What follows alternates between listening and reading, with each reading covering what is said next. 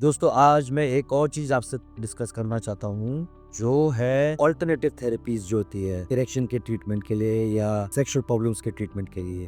अब alternative therapies के अंदर आता है पीआरपी या पी शॉट जिसे कि बहुत कॉमनली जाना जाता है, शॉकवेव थेरेपी, स्टेम सेल्स और ये सारी थेरेपीज जो है ये एक्सपेरिमेंटल होती है। इसका मतलब ये है कि ये रिसर्च स्टेजेस में है। ये थेरेपीज बहुत सिलेक्ट पेशेंट्स में ही वर्क करती है, सब पेशेंट्स के अंदर ये काम नहीं करेगी। सपोज आपको ईडी है, आप 28 साल के लड़के हो या 30 साल के लड़के हो, आपको ईडी है, आप डॉक्टर के पास में गए, डॉक्टर ने आपको बोला कि शॉकवेव करवा लो और शॉकवेव से आपकी प्रॉब्लम ठीक हो जाएगी। उससे पहले आप क्या पूरा एनालिसिस करो कि क्यों हुआ आपको ये। कॉज आइडेंटिफिकेशन बहुत ज़रूरी है।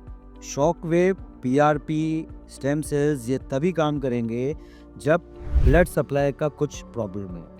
ब्लड सप्लाई आपका कम हो गया है पेनिस के अंदर, जो कि होता है मिडिल एज और ओल्ड एज पेशेंट्स के अंदर, या आपको कुछ डायबिटीज़ है या कोई हाइपरटेंशन, आपका ओबेसिटी है, तो ये सारे फैक्टर्स की वजह से ब्लड फ्लो कम हो जाता है। उस केस में शायद काम कर सकती है ये चीज़ें। उसमें भी जो पीआरपी का प्रिपरेशन होता है वो इम्पोर्टेंट होता है कि कैसे वो पीआरपी बनाया जा रहा है। कई बार ऐसा होता है कि एक बार सेंट्रीफ्यूज करके आपका ब्लड लिया, सेंट्रीफ्यूज किया, उसमें से प्लेटलेट निकल गए और वो डाल दिया, उससे भी काम हो सकता है। बट एक्चुअल और आइडियल पीआरपी या पी शॉट में डबल सेंट्रीफ्यूगेशन होता है, जो कि एक्चुअल गाइडलाइंस में है। मेडिकल एसोसिएशन ऑफ अमेरिका की जो गाइडलाइंस है उसमें डबल सेंट्रीफ्यूगेशन होना चाहिए। हम प्लेटलेट का प्री चेक और पोस्ट चेक करते हैं।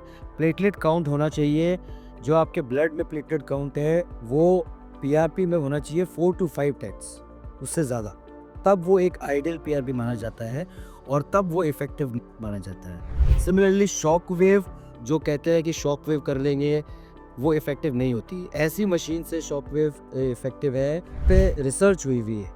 कुछ मशीन ऐसी है, जर्मन मेड है, इजराइल मेड है, जिस पे रिसर्च हुई हुई है। डॉक्टरों ने वो मशीन यूज़ करी है और फिर वो मशीन यूज़ करके वो चीज़ प्रोड्यूस करी है। और उसमें भी बहुत स्पेसिफिक पेशेंट्स होते हैं जिनमें शॉकवेव और पीआरपी जैसी चीज़ें काम करती है, तो वो पेशेंट सिलेक्शन बहुत इंपॉर्टेंट है।